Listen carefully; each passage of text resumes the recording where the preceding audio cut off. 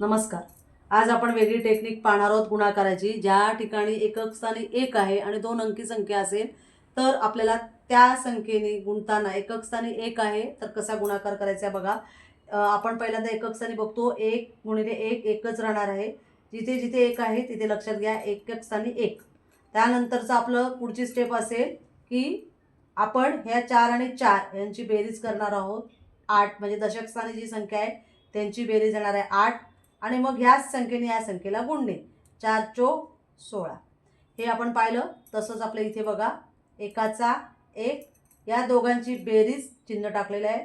2 आणि 2 4 आणि यांचा दोघांचा गुणाकार हा झाला 4. पण आता ज्याच्या ठिकाणी एकक स्थानी 1 असेल तर तुम्हाला सोपं झालं. दशक स्थानाची बेरीज करायची आणि मग दशक स्थानाच्या नंतर त्यांचा गुणाकार पण करायचा. हे लक्षात आलं. तर आपल्याला जर एखाद्या संख्येचा वर्ग काढायचा आणि तिच्या एकक स्थानी 1 नाही आहे याचा वर्ग झाला 21चा वर्ग स्क्वेअर 441. म्हणजे आपल्याला हा स्क्वेअर काढण्यासाठी सुद्धा ही सोपी टेक्निक आहे. त्यानंतर आपण दुसरी टेक्निक पाहणार आहोत की इथे एकाचा वर्ग 1 इथून पण तुम्ही करू शकता या पद्धतीने की 2 हे जे आहेत 2 दुने 4 आणि 2 आणि 2 4 म्हणजे हे अधिक आणि हे तुमचे जे आहे ते गुणिले. आता दुसरं बघा तुम्ही 41 स्क्वेअर हेच इथे आडव्या पद्धतीने दाखवते. एकाचा 1 त्यानंतर ह्या 4ची बेरीज 4 आणि 4 8 आणि 4 चोक 16 या पद्धतीने तुम्ही एकक स्थानी 1 असेल तर असे वर्ग काढू शकता. पण जर आता एकक स्थानी 1 नाही आहे आणि दुसरी संख्या आहे 23 असेल 27 असेल तिचा वर्ग काढायचा आहे तर आपल्याला काय करायचं आहे एकक स्थान जे आहे यांचा गुणाकार करायचा आहे. 7 7 49. त्यानंतर या दोघांची आपल्याला 7 दुने 14 आणि 7 दुने 14 या दोघांची बेरीज केली आली 28. ती लिहिताना आपल्याला दशक स्थानी 4 जे आहेत कारण हे हच्च्याचे आहेत त्यामुळे आपण त्याच्या खाली 8 आणि त्यानंतर पुढच्या घरामध्ये 2. त्यानंतर यांचा दोघांचा गुणाकार 2 दुने 4 हे गुणाकार केलेला आहे आणि जेव्हा 9चे 9 8 आणि 4 12. आता 12 जे आहे हे 2 त्याच्यावर हातचा 1 आणि 2 आणि 1 3 3 आणि 4 7 हे झालं आपलं 27चा वर्ग बरोबर 729.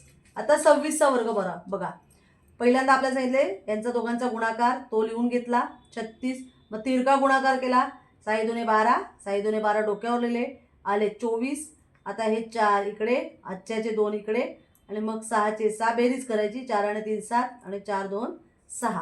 आता इथे तुम्ही 23चा बघा तुम्हाला लक्षात येईल. पहिल्यांदा आपल्याला काय करायचं आहे या दोघांचा गुणाकार 3 त्रिक 9. त्यानंतर या दोघांचा गुणाकार 3 दुने 6 आणि 3 दुने 6 हे आले 12. मग आपल्याला 12 लिहिताना आपण काय करतो इथे ही एक संख्या सोडून देतो आणि इथे आपण अशा पद्धतीने 12 लिहितो. 2 आणि 2 यांचा गुणाकार झाला 4. आता हे 9चे 9 2चे 2 4 आणि 1 5 म्हणजे इथे जी संख्या आहे इथे आपण ही एकक स्थानी पकडतो आणि ही दशक स्थानी लिहितो आणि एक इथे या पद्धतीने यांचा वर्ग आला 529. पण आडव्या पद्धतीने जर करायचं असेल तर आपल्याला इथे आपण 26चा वर्ग तर आपल्याला 6चा वर्ग 36 जो आहे तो लिहिला.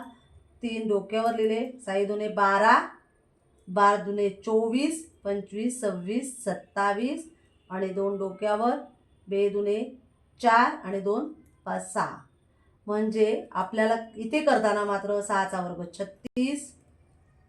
या दोघांचा गुणाकार करायचा 6 दुने 12 आणि यांचा परत गुणाकार 12 दुने 24 24 आणि हे 3 मिळवले 25 26 27 आणि राहिले 2 हच्च्याला या 2चा वर्ग परत 2 दुने 4 आणि 2 6 या पद्धतीने आपण 26चं बघितलं.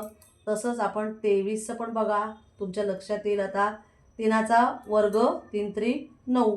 आता इथे हच्च्याचा काही संबंध नाही. या दोघांचा गुणाकार करा 3 दुने 6 मग यांचा गुणाकार आलेला 6 गुणिले 2 3 दुने 6 गुणिले 2 6 दुने 12. आता इथे हच्च्याला 1 आहे आणि ह्या दोघांचा पुन्हा वर्ग 2 दुने 4 आणि 1 5 या पद्धतीने तुम्ही मुलांना आडव्या पद्धतीने पण घेऊ शकता किंवा ह्या नवीन टेक्निकने सुद्धा तुम्ही त्यांचे वर्ग करायला शिकवू शकतात. अशीच वेगवेगळी उदाहरणं देऊन मुलांकडून त्यांचे वर्ग त्यांच्याकडून काढून घ्या.